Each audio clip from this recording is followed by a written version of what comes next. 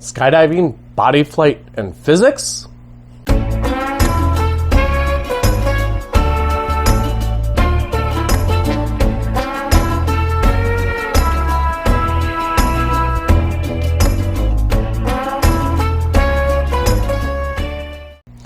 Alright guys, welcome to episode number 6 of Up in the Air with me, Skydiver Tanner, where the topic is always up in the air on what we want to discuss for the day. But like in the opening, body flight, skydiving, and physics. Yes, it all plays a role. Physics has a huge role when it comes to skydiving. Now, a lot of people think you jump out of an airplane, you have some fun, and you deploy your parachute, you land, and you call it a day.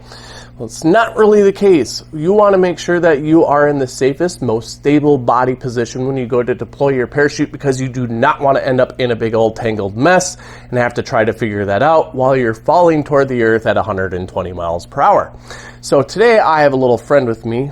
We are going to call him Woody because he's made out of wood, but he'll help me to explain some of the body position for skydiving. And when it comes to tunnel flying and skydiving, the first body position we teach everyone is the belly to earth orientation. It's the most stable body flight out there, and it really kind of helps you to maintain a good flight while you're inside the wind tunnel or skydiving. Now this, like I said, is a belly to earth orientation, and you can see he's fairly arched. The reason for this is it's going to help the air, whether you're in the wind tunnel and the air is coming up, or if you're falling and you're going toward the air, it's going to help it to flow around you really smoothly. If you're pretty flat, you're going to start to do something called potato chipping. So if you think about like taking a sheet of paper and you have it and you let it go, it starts to potato chip down toward the ground. If you take it and you fold it or put a curve into it and let it go, it flows down more smoothly and naturally and kind of straight down rather than doing that back and forth motion. So like I said, the first thing is this arch position, having the chin up so that way you can see the heading that you're going, having the legs at kind of a wider stance. Can't really do it with Woody here. Having the arms at a nice 90-degree angle. Everything that you want should be really symmetrical while you're flying, because any little tiny movement can change the way you fly inside the wind tunnel or while you're skydiving. So like I said, we have the arms at a 90-degree angle. We have the legs apart. Now, if you think about it, like I said, there's a lot of air resistance, and also, if you want to call it surface area. If I were to take Woody's arm and bring it in, what happens now is you lost a lot of surface area and wind resistance on this side of the body, which is going to cause some air to push here and cause you to roll over. So that's why it's really important to maintain that symmetrical body position. Now what I'm going to do for you guys is I'm going to play some videos, or one video of me inside the wind tunnel, so you can kind of get an example of what this looks like, and I'll kind of explain some of the things that are going on. One of the things that we teach a lot of our students where we're going in first is the stable body position. That's what we want you to try to learn first and foremost. It's a lot more difficult than people think it is, but it's also super easy. I kind of talk about it being a relaxed rigid, where if you're flexing everything, you're going to come out extremely tired, plus you're kind of fighting the wind and the wind's going to fight you back. The wind always wins. But if you kind of hold relaxed, it allows you to be arched. It allows you to just hold that body position without flexing too hard. Once you maintain the body position, even if you're kind of moving around a little bit, it's okay. We start to teach you how to do turns. Now, the way I teach people how to do turns first is with their hands. It's a smaller surface area. You don't have to do very much work to do it. You tilt your hands. Now what happens is the wind's going to come up here and it's going to redirect that way. So if I tilt my hands like this, I turn that way. If I take my hands, tilt them like that, I turn that way. So it's all a matter of physics. Like I said, wind resistance, if you do that, redirects the air, causes you to turn. And then it's also all about surface area. So if we look at Woody here again, if we straighten his legs out, we're going to create more surface area in the back. It's going to make his back end lift, and he's going to start to drive forward. Now, if we were to bend his legs way in and stretch his arms way out, you're going to have more surface area on the front. It's going to cause the front end to tilt up, and you're going to start sliding backwards. So it's tiny little things, small movements. The big thing is people think you have to do big movements. It's just tiny, tiny little movements will make a big difference inside the wind or when you are skydiving. So we'll start to teach people how to do turns. That way they can start to maintain their heading on which way they're facing. Then we might start to teach them how to go forward and backward. So if it seems like they're going into the glass, or in skydiving, if they're always going toward their instructor or away from their instructor, we can teach them how to control that. So now they can control their heading and they control going forward or backward. And once they start to understand that, things start to move along a little bit quicker, and then we start to teach either fast fall rate or slow fall rate. In the wind tunnel, fast fall rate would be going down, slow fall rate would be going up. And so it's all about that surface area again. If we were to straighten out the legs and maybe even straighten out the arms, flatten the body a little bit, we're creating a lot more surface area. It's going to start to bring us up. If we take away that surface area and we go more in the arch, then we start to come down a lot quicker. So those are just kind of a few things going on there, and that's how we start to teach our students right away, and the different things that they can do inside the wind. Then once we move on from there, we go into back flying, we go into heads up flying, head down flying. But let's play some video clips and I'll kind of discuss some of the things. Watch very, very closely to my body, and you'll start to notice certain things change, just little bits, and it makes a big difference in the way I fly. All right, so I pause it here because we were doing a STEM group, a science, technology, engineering, mathematics class that came in. We do this fairly often, and it's kind of cool. I'll talk about this in a future date.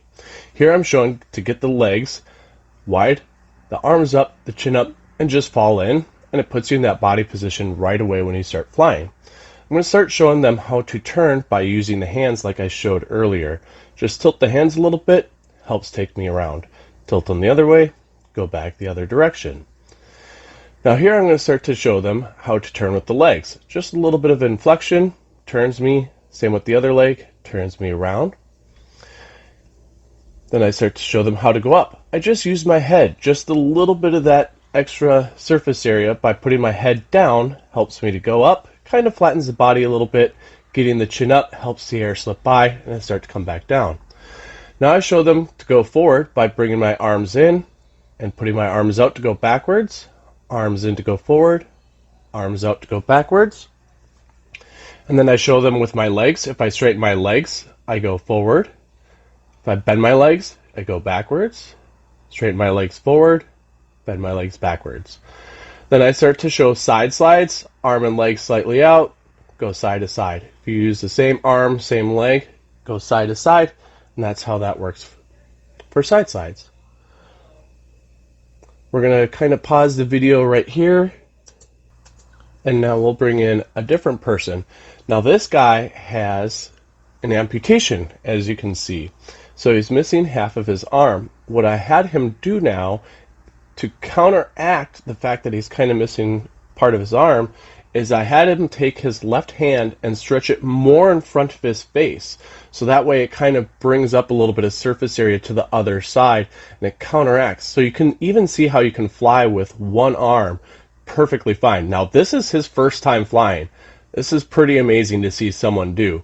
Starting to teach him how to do turns a little bit inside the wind by using different parts of the body. And he's starting to try to figure it out, but goes to show that you can even fly with one arm or one leg, and we do all sorts of different programs. Like I said, I'll talk about that at a future date. In this video, I just start to have a little fun, show the different things you can do inside the wind. I like to show, when I do my demos, all the different kind of unique things you can do rather than just going around crazy. But you can see flying with one leg down. Again, it's about counteracting, counterbalance, going from belly to back, back to belly. I give a hand signal on changing the speed so I can fly a bit faster. It's kind of like a heads-up orientation, my meditation pose, doing some flips in the air, just having a little bit of fun, showing them how they can go up and down using different body positions, go up to the very top of the wind tunnel, come down and stop yourself before you hit the net. Kind of a fun little heads up position, just spinning around. Can even fly with a leg down. Again, it's all a matter of body position, so if you lean back more, get your arms out, you catch more wind, you're going to be able to stay afloat or stay flying. And then just a little goofy exit for everyone. Okay, so now you got a little bit of an example of what it looks like inside the wind tunnel, and it all goes and interprets in the sky as well. The only difference is in the sky, we are wearing our parachute system, that big rig, and so some things change a little bit depending on the style of flying you're doing, just because the rig can make an impact on flight and wind resistance and how things react.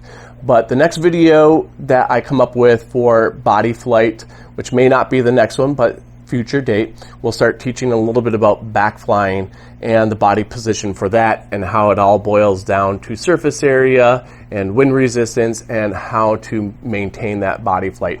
We always do belly to earth because, like I said, it's the most stable way of flying and it's the safest way of flying.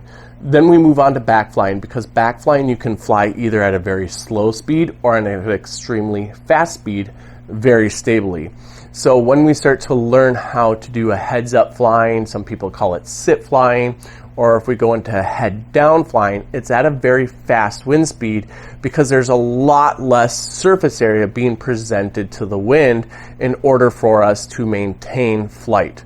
So if you are in a sitting position and it's a very fast wind speed and something happens, you bail to your back right away, because then you can still fly very stably and you can still fly in that fast wind speed and continue to go on and try to recorrect yourself again once you're flying. But I hope that gave you guys a little bit of insight as far as body flight and free fall and how the physics of it all works. Thank you guys for coming by. Make sure to subscribe, hit the like, hit the bell notification, and we'll see you guys at the next Up in the Air with me, Skydiver Tanner.